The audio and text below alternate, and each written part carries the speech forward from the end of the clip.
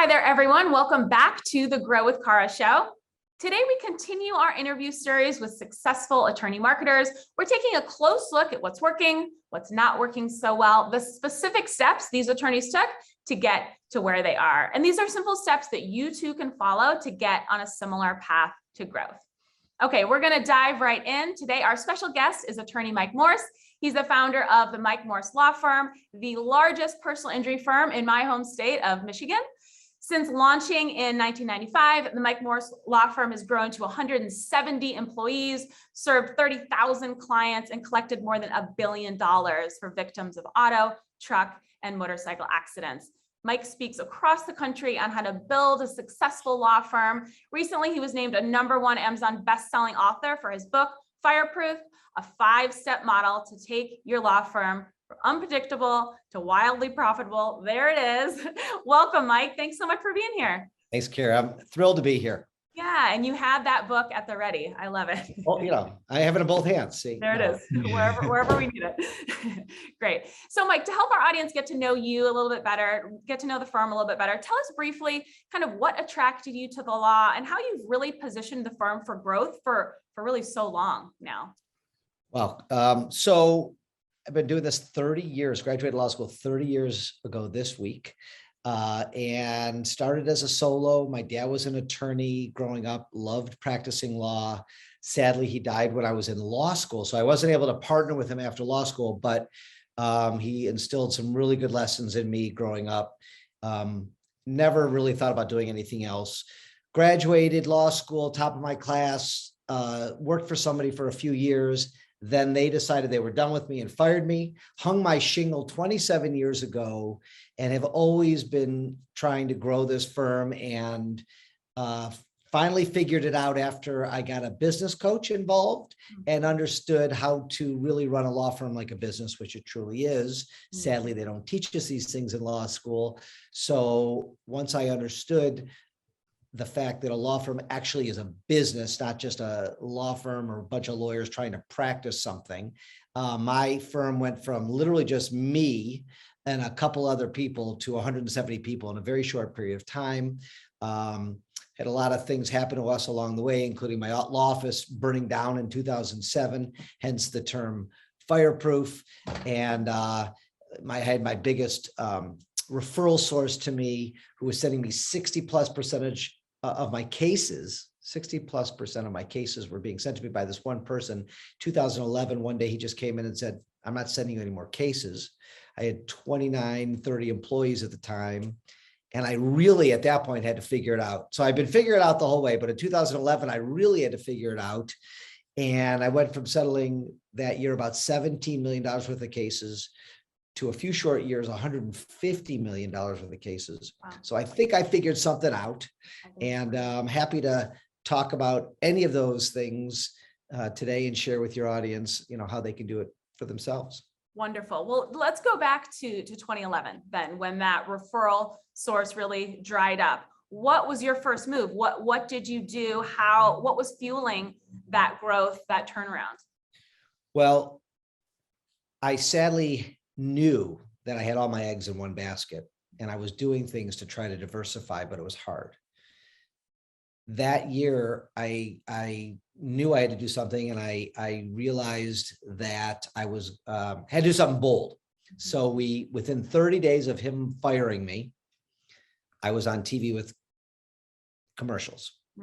And I went into my savings account and I took all my money and I gave it to the TV stations around here. I bought some extra phone lines thinking it was going to work immediately, which it didn't. And it took a good couple of years to grow. And now I would say we're probably one of the most recognizable firms in Michigan. Wow. Yeah, that's pretty incredible. So tell us a little bit about kind of your revenue growth then. What does kind of that trajectory look like sort of over the years? What does that look like? Yeah. We doubled a lot of years in a row. We do better than 20% each year, year in, year out. We're always looking to better ourselves. We're always adding new components to the marketing mix, advertising mix, billboards, whatever it is. Now, obviously, social media is huge. Websites, PPC. I mean, it's always something new. I mean, look at this year's TikTok, and I'm making TikToks, Kara. Yes, I am. And so I'm trying. I'm a loyal follower. I'm aware. You Yeah. are. Well, thank you. Yeah. At 855 Mike Wins on all the platforms for anybody out there who wants to see it. We've dialed that in to such an extent that my law firm is now doing social media, Instagram, Facebook, and other things for other law firms because Wow. consistency works. And they're finding that they like our content. They like what we're putting out there. So we're doing that for a few firms across the country and, seeing growth as far as followers go, Yeah. going up in views. And that's the important thing. It's a hard ROI, TikTok and those kind of things to put your finger on. I have not gotten a direct case from these sources yet, but I also know that, that you can't do these things for cases. Right. So then why do you do them? Why do you recommend that attorneys, spend some time on Instagram? Maybe think about TikTok. Yeah. I just actually presented on this last week in front of some of the 13 of the biggest firms in the country. And you do it for lots of reasons, but it's a branding play. Okay. It's a branding play. And it really enhances if you're on billboards, if you're on TV, but even if you're not, this could be your play. This could be your only play, and it would be different. And you just have to find that right marketing message. So it's a branding play, in my opinion. And as you hear stories that more and more people are cutting the cord, it's also a younger person play on things like TikTok and Instagram. Facebook obviously skews a little bit older, but you don't know who's going to, no matter what your practice areas. I know lots of immigration lawyers who are killing it on social media, criminal lawyers, divorce lawyers, personal injury lawyers. It really doesn't matter as long as your content is good, interesting. And I had one of the big time lawyers say, well, how do you know what good content is? And I said, well, are you on Instagram? Are you on Facebook? Yes. What makes you stop scrolling? Right. I mean, it's not that hard. It's like, what makes you stop scrolling? People put up billboards. I call billboards on the, like on Instagram, just like a picture, just a boring picture with no personal context. You're going to get 2 or 3 likes, and that's probably from your family or your marketing person. But if you put stuff that's personal, could be funny, could be, we're experimenting with some TikToks about, I put a Karen on there the other day, and within an hour we had thousands of views. Wow. People want to see those videos and they're interesting, and they want, and there's a lot of it is emulation of other people. Like you're copying other people. You're getting ideas from other people. I do that. Right. I say that's a great idea. And I try to do it myself, but you can't you got to be good at it. You can't. And if you're not good at it, there's people at your law firm that'll be good at it. And I've seen lots of younger people getting involved, helping, and there's some great accounts out there, and some of them blow up. I know some lawyers with 5, 6, 7 million followers. I don't know what's actually coming into the firm. They don't share that information. Right. But that's a lot of followers. That's a lot of viewers. It's a lot of eyeballs. And it's basically free. So it really, I don't know if I've never said this out loud. I don't know if it's starting to level the playing field with us TV lawyers who spend millions and millions of dollars a year. But it could. And if your account catches on fire and it goes viral and people tune in, I don't see why it couldn't. Right. And, a lot of it is, I hear from a lot of lawyers who say, I need cases to walk through the door today. Why would I be spending my time on Instagram, on Facebook, on TikTok? But, I think you bring up some really good points. It's about, it really is that long-term play. It is that branding play. I mean, you want to build a predictable stream of new clients and new leads. That's kind of part of the puzzle. And I don't think it can really be ignored anymore. So I appreciate those points. And from a referral perspective too, connecting with other attorneys, other professionals who may, certainly come across the type of client that you're looking for. I think there's a lot of value there too. Agree 100%. Yeah. So tell us, Mike, what % of your revenues are you devoting to marketing and advertising, and or about what % do you recommend law firms devote? Well, as much as you can.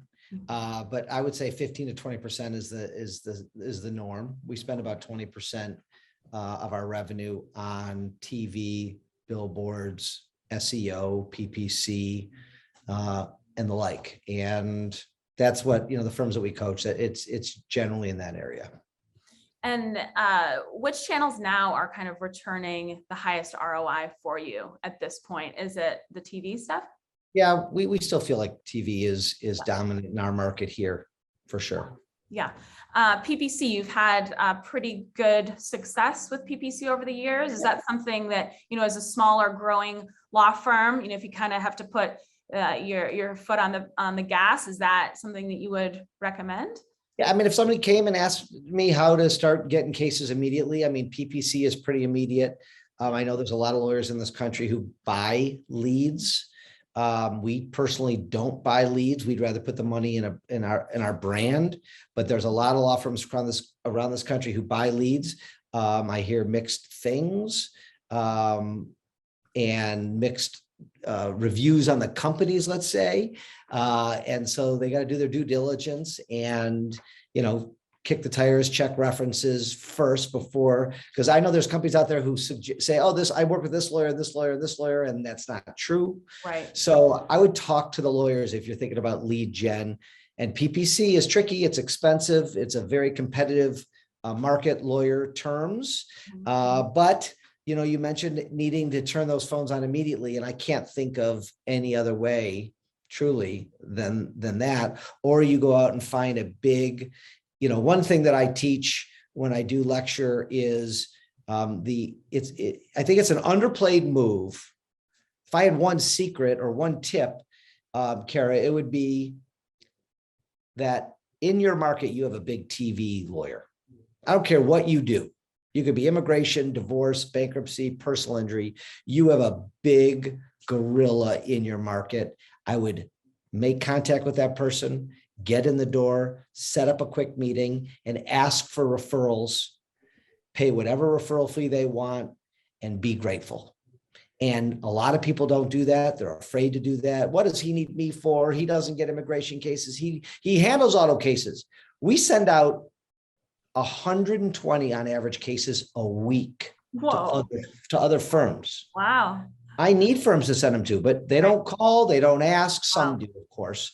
We have 40 firms that we refer to, but there's always room for more. Yep. I'm always looking for that hungry person in whatever field. And I'm not alone. I have lots of friends who advertise on TV across this country, and I know that they're always looking for good people to refer cases to. So I think it's an underplayed move. I think that's super smart tip. Anyone can do that, right? Just hit the pavement a little bit, right? You just got to get in the door and Right. You got to be creative. Get in the door. You could figure out what this person likes or how to get in the door or go camp out in their lobby or whatever it is. Maybe there's a friend of a friend, but you got to get your foot in the door. That's obviously the hardest part. Yep. But with email and social media, it shouldn't be hard. Yep. And Mike, I've heard you talk in the past about sort of hitting a ceiling, right? With your time, you only have so many hours in the day. How are you kind of delegating? How are you bringing on help? There's, at some point, the attorney is going to be the bottleneck if he or she is trying to do everything within the firm. Can you speak a little bit on that, kind of how you overcame that challenge, that obstacle? Right. So we cover that a lot in the book, and because it's such a huge part of scaling. I mean, lawyers come and say, I want to grow. I want to make more money. I want to be happier. I want to help more people. And if you're doing everything, you can't help more people. And so we have a chapter in the book called Know Thyself. And I used to be everything. I used to do everything. Try the cases, sign up the cases, do the depositions, look for cases. I was running the firm, managing the firm. I was doing everything. I was hitting the ceiling. I couldn't go any higher. I had my 15, 20 employees, and I was never going to scale more unless I got out of my own way, right? I took the ceiling off. So how do you do that? You have to create time. How do you do that? You delegate. But you need to figure out first if you are the idea person in your firm, or are you the operator of your firm? Okay. Are you the CEO or the COO? Are you the visionary or are you the integrator? Call it whatever you want. These are not new terms. I didn't know these terms until I got a business coach. Okay. Didn't know them, never heard these terms until 2007. Yeah. And when I realized I was trying to do everything, but I hated doing some things. So when I got those things off my plate and I focused on my sweet spot, all hell broke loose. I couldn't keep up with the demand. I went from 30 employees to 170 and to 130 in 5 years. And then, you know, I'm still growing. So you have to get out of your own way. I mean, that could have been the chapter of the book cover title, get out of your own way, know who you are, know what you should be doing. We have an exercise we take our clients through our masterclass or through the book. But Kara, the ideal goal for any business person, whether it be a CEO of a book company like you or anything, is what do you love to do and what are you great at? Yeah. If you could figure out that column of 3 to 7 things and focus on that, and anything that doesn't fit in those items, you delegate to somebody else at your company. I've seen this time and time again that so much more gets done. The person delegating is super happy. They usually make more money. They usually work less hours. So those don't make much sense, but that happens. And you can choose to take that extra time and work on it back in the business, on the business, or you can go take up golf or take up cooking or do something else. I mean, when I started this journey, I had 3 young kids. I didn't want to miss a game. I didn't want to miss a recital. So my focus was there. I didn't want to work more hours at the firm. Yeah. I wanted to make sure I could raise my kids. Yeah. And then, so it worked for me. It's working with the other firms that are following the fireproof method. And I can tell you, it's not that hard, because once you know who you are and realize, oh yeah, why am I doing this stuff? It drains me. I'm not good at it. I don't like to do it. And I got off my plate. I mean, the ceiling came off and I blew up. I mean, you know, that is opening the doors, the floodgates for growth, but I would imagine it's also improving, you know, your life, you know, pretty significantly. I mean, that's a game changer, right? You're not trying to do everything else and holding the firm back, right? So I think that's excellent advice. I talked to so many solo and small law firm owners that just don't have time and they're trying to do everything and they just can't get to it and they're running in place. So I love that exercise. Great. So Mike, your firm is really known for the charitable causes that you support. You do so much. Tell us about why giving back is so important to you, but also so important to the firm and kind of the culture that you've created. You know, the why, it's the right thing to do. I mean, I've been so blessed and so successful at the practice that, and I owe it all to my community. So if it wasn't for my community calling and supporting me and loving me and my firm, I wouldn't be anywhere. So it wasn't even like, as soon as I had extra money, I started giving back. And I truly believe the more you give, the more you get. And that's not why you do it, but it happens. Yeah.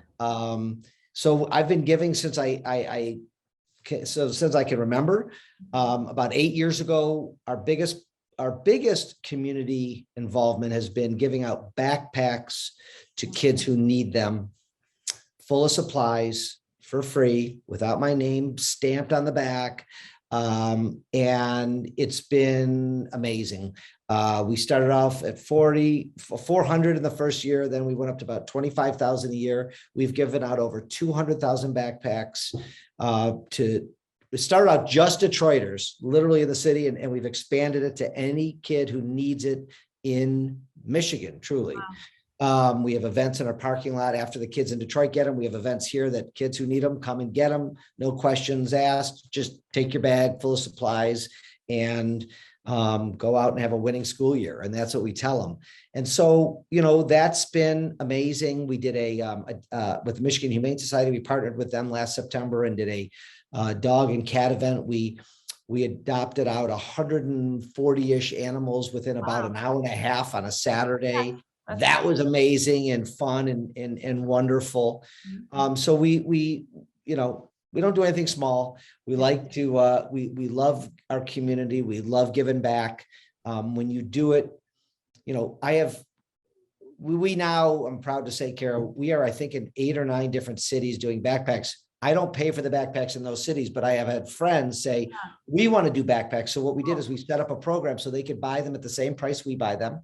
All they need is a link. We send them a deck for free. If there's anybody out there who wants to do backpacks, you can, hopefully Kara will have my email address below, but it's simple. It's Mike@855mikewins.com. I'll send you the deck. You can order it from the link. They're about $10 a backpack, full of supplies. So cool. Cost of that's the cost. And they ship it right to you. I think that includes shipping. And we do 25,000, but they're doing it in Vegas. They're doing it in North Carolina. They're doing it in Mobile, Alabama. And the feedback I'm getting from these other law firms who are using this as a vehicle to engage the community is unbelievable. Like they say, I'll do this until I die.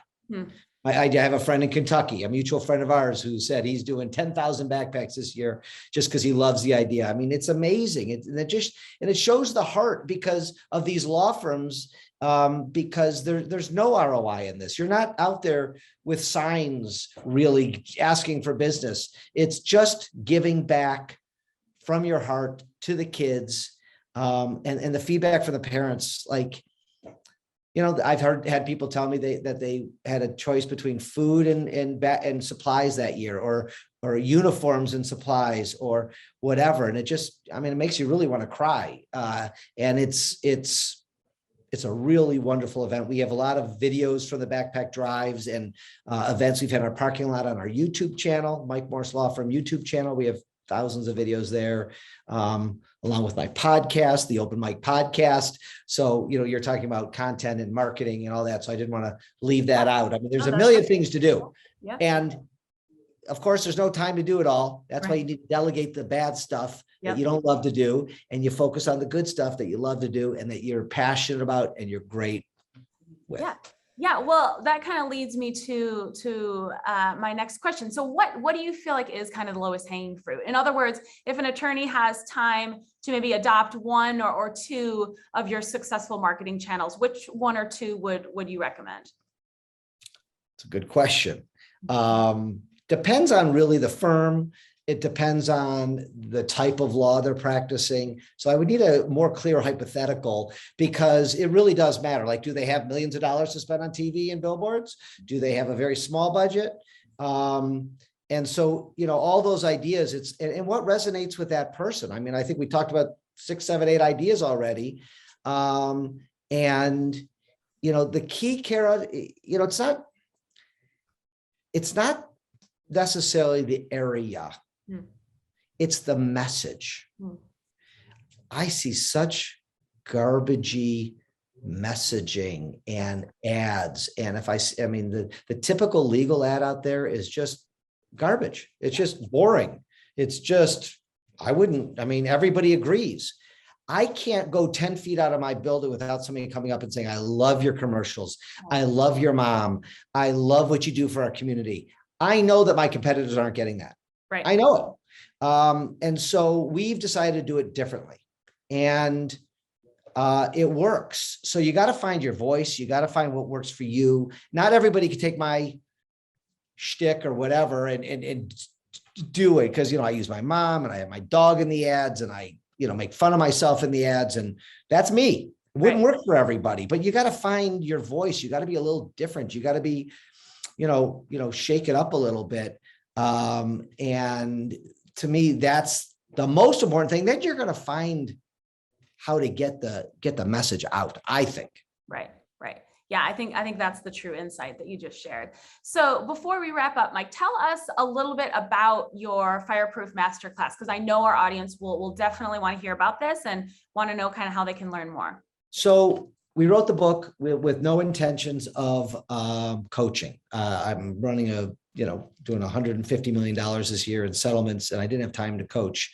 But I had a guy out of San Diego call me and said, I need you out here weekly. And I said, that's not going to happen. But he talked me into it. We put together a coaching program because it was fun. My COO, John Nachez, is the co-author of the book. We have a couple of professional coaches. And we help law firms weekly grow their businesses, learn how to delegate, learn how to hire and fire, learn how to market better. All, we do everything. And because of the demand, we had to scale. So we put together a masterclass. Fireproofmasterclass.com is a relatively inexpensive way to get the same coaching, but it's video format. It's live office hours with me and John. It's live monthly mastermind classes with John and I and our other coaches. And people are loving it. It's fun. They're learning all the basics on the fireproof method. I recommend them reading the book first, and then if they like it, go check out the masterclass.